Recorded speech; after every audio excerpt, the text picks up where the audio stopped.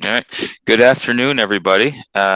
We are coming back today to complete our interviews for the open supervisor seat.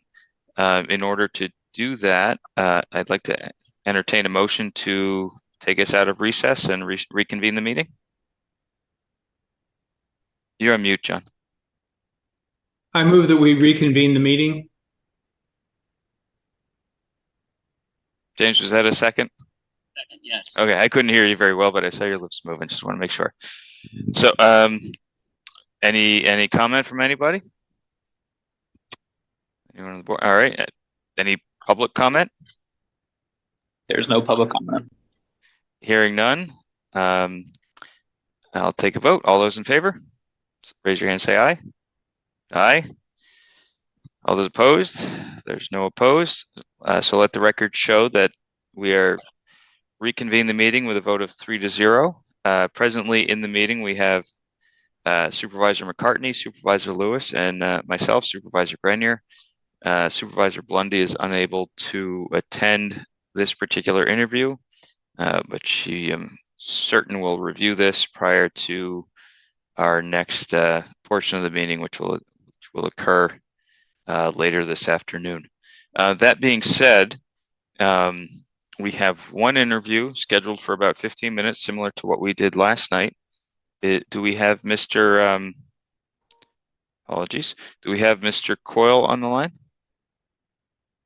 Yes, I'm bringing him into the live room now. Thank you very much. Present. There he is. How are you, Colin? I'm well, thank you. All right.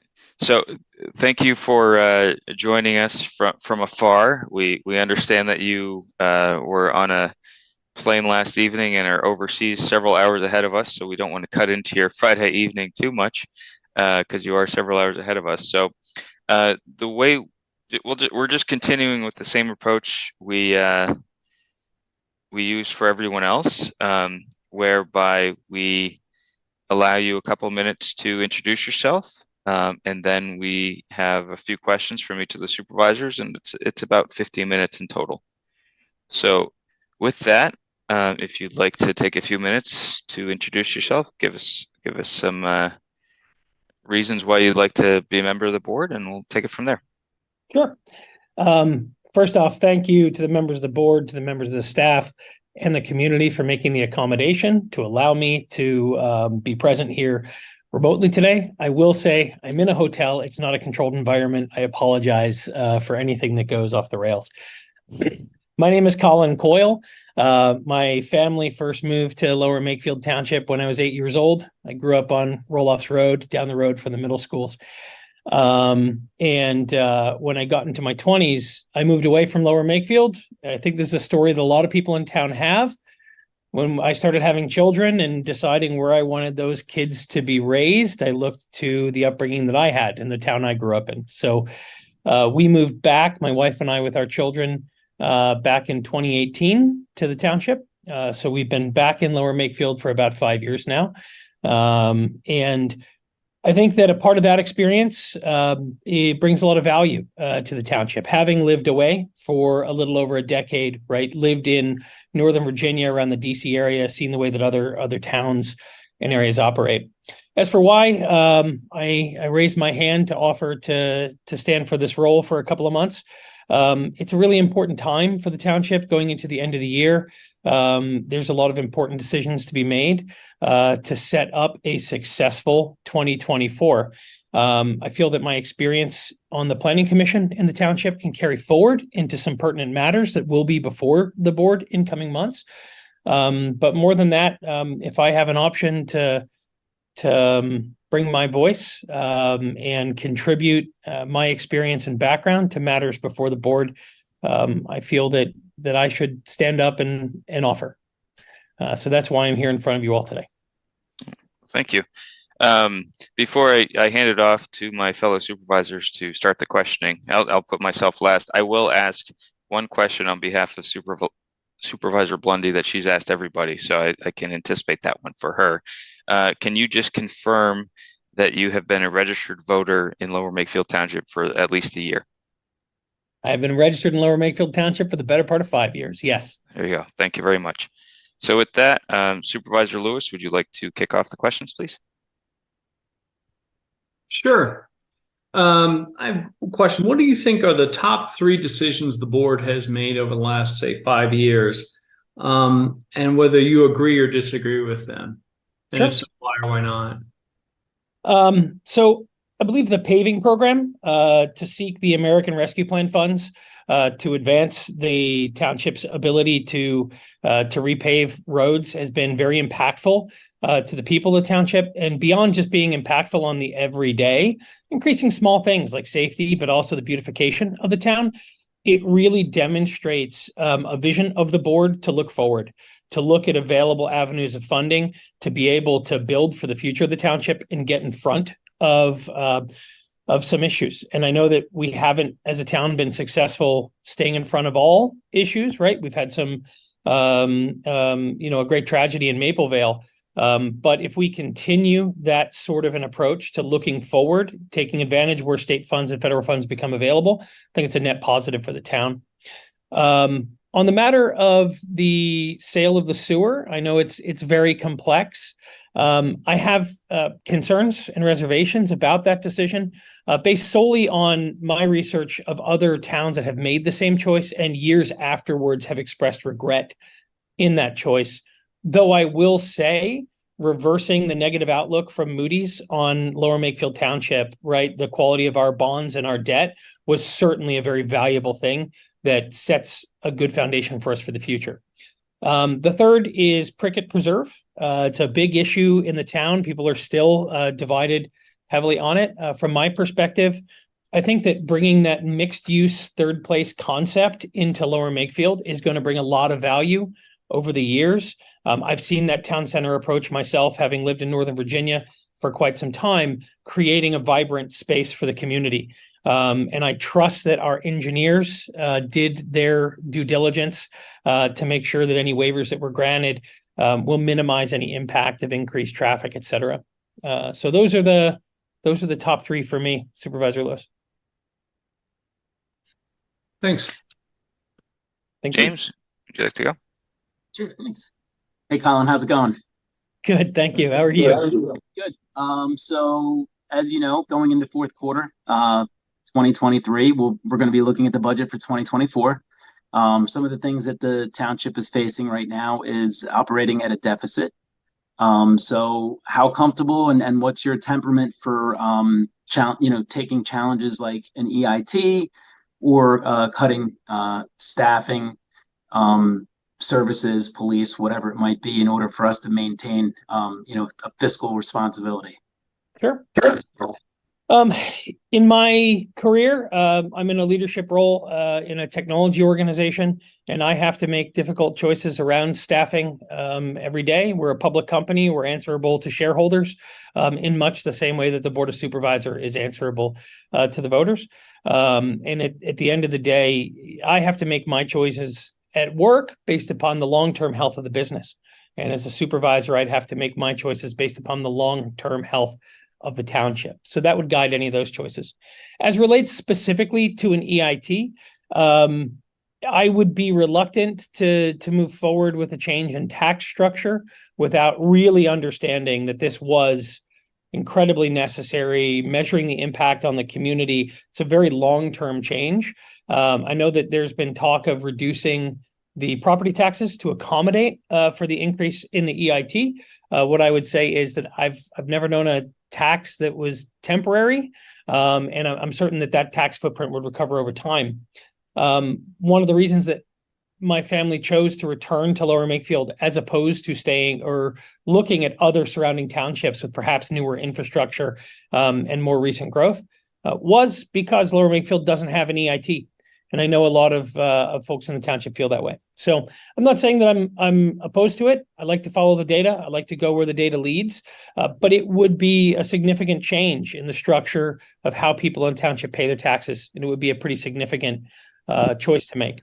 I would prefer first to look at where we might be able to reduce costs without necessarily rolling back services, where we might be able to invest in applying for more grants through the state, through the federal government to close budget loopholes, or perhaps even delay some projects if this were a truly temporary budget deficit issue as opposed to a long-term shift in our financial footprint. Thank you so much. Thank you. All right. All right, Colin, I guess it's my turn. So, again, I've asked the same question of everybody. So, I think you've touched on this a little bit, but if you could expand, I would appreciate it. Because it sort of along the same lines of what James was asking, this is a very short-term role at the moment, but it's a very important time of year for us as we go into budget season. So it's really important in my mind that we have someone with some level of experience working through not only township issues, but municipal issues in general, township specific issues, so that you understand what you're getting yourself into and can apply that. So with that as the framework, can you give us a little bit in terms of your experience with working with the township on advisory boards and commissions, working with staff, any meetings you may have attended as at the township or in other local organizations, and how you have been able to apply your skill sets or would plan to apply your skill sets to being a member of the Board of Supervisors. Sure. Thank you. So I'll start with my township experience specifically. I came before this board at the beginning of this year to volunteer to join the Planning Commission. I'm grateful for the opportunity that was given to do that. And in the 6-7 months that I've been a part of that commission, I've really enjoyed that work. I found it very rewarding. I see my role on the Planning Commission, not as deciding whether I like a developer's plans or not, but adjudicating the code of the township, and is that builder in compliance. If they're seeking a waiver to be non-compliant, is it in the best interests of the town?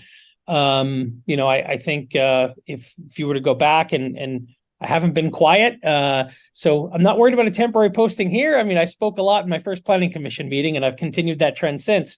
But I think you'll see that I have done my best to balance the interests of the community, the people impacted by construction, as well as the rights of these private landowners and property holders who do have a right to develop. So at the end of the day, I think that that's very important, is balancing that respect for the rights of all parties involved.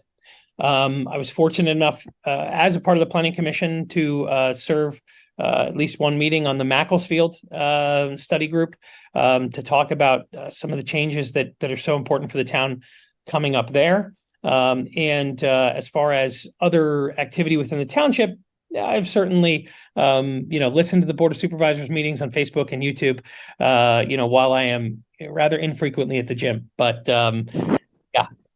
as far as beyond the township itself, professionally, without delving way too much into my professional experience, I work a lot in the public safety space, and I work in an advisory capacity with municipalities and cities around public safety issues, especially as they relate to real-time crime centers. I was in Chicago not too long ago, speaking at a National Homeland Security Conference with chiefs of police from around the country around issues of real-time crime centers and response to securing communities. And I'll be traveling to New Orleans in just a couple of weeks to talk about public-private partnerships in policing, if that's not alliterative enough for you. So I bring that experience as well, partnering with law enforcement and to work between the private sector and the public sector to make sure that we have secure communities that, again, are respecting the rights of the people within those communities. Excellent. And then the other question I'd like to ask folks is, when we is really around your communication style. And what I mean by that is when we have when residents attend our public meetings, right, it's oftentimes because they have a concern where maybe it's upsetting, and they come in front of the board with some level of anxiety. It's not the most comfortable position to be in during public comment. how do you communicate with residents in that situation? And then in addition to that, not only at the board level, but if I don't know what your online presence is, but if someone is to ask a question on through social media, Facebook, whatever it may be, how do you see a supervisor's role in communicating with the public? As far as my communication style goes, I will say in my time on the planning commission, right, it's evident. It's just a couple of people who live in the town who are interested in trying to do the best for the town. But at the same time, I understand that for the community members who come and speak, we are government, right? And there's a level of distance there. And it's not a distance that I think really needs to exist in a real way, right? We're just people. We all live in the same town. We all want the same things. We want a better Lower Makefield for ourselves, for our future, so that my kids will want to move back here after college one day, right? So as far as the communication goes, I'm an open and direct communicator. I'm going to give you a direct answer, whenever you ask a question. And that's who I am. As far as a public presence goes, I'm on Facebook, although I've curbed a lot of my social media over the last 8 years, given that I feel it's generally was moving in an unhealthy direction as far as algorithms pushing us into certain corners, right? And not letting us see people as whole people, but seeing people as what the algorithm slots them into. So I am on Facebook. I'm accessible there. My email is available. I believe that this role is not just, hey, for 4 months, I'm going to come to the township building every once in a while and throw my opinion at everybody. It really is to serve the community. And that means being part of the community, being accessible to the community, being able to answer questions and hear people out. Appreciate that. Now, that's the end of the Q&A period. These are rather brief interviews. So if you'd like to close out for the last few minutes to say basically a closing statement, anything else you'd like to add that maybe we didn't touch on in our questions or your intro? Sure. Yeah, listen, again, I appreciate the opportunity to come here before everybody. I know that it's a burden on the board to have made this accommodation. I genuinely appreciate the opportunity to present myself. I can simply say that I believe I'm a wonderful candidate for this role, and I know you have a lot of other wonderful candidates, so you have a hard choice before you. What I would say is that if the board chooses me to join you for the next couple of months, it's because you want the kind of person who's going to give you a clear opinion, who's going to listen to facts and data, who's going to challenge existing assumptions. But at the end of the day, my role is whatever the decision is made to represent that and support that and deliver on that to the best of my ability.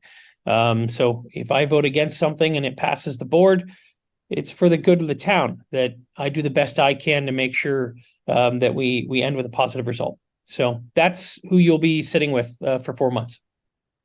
Appreciate that. So with that, we don't have any more questions. So you are free to go wherever you need to go. I'm going to go to bed. Thank you all so much for your time today. All right, and we will. You'll see fairly soon a vote. I assume this evening will be. I believe we're going to reconvene. We'll get into that in a minute after you depart, but we'll be reconvening after 5 o'clock to see if we have a vote to appoint someone. Okay. So, thank you again. Off I go. Thank you. Thank you, Colin. Thanks. So, Mr. Chair, is it appropriate to make a motion to recess until 5 p.m.? I believe. I believe so. Dave, has anything changed along the way, just to be safe? No. 5 o'clock still works. For the folks that are manning the Zoom and so forth. So if that still works for you guys, that works for us. All right. So I will entertain that motion. Second. Got a motion and a second. Any board comment? Any public comment? All right. Hearing none. All those in favor? Aye. Aye. None opposed. Motion carries 3-0. See everyone at 5 o'clock. Have a good rest of your day. Sounds good. Thank you so much. Thank you.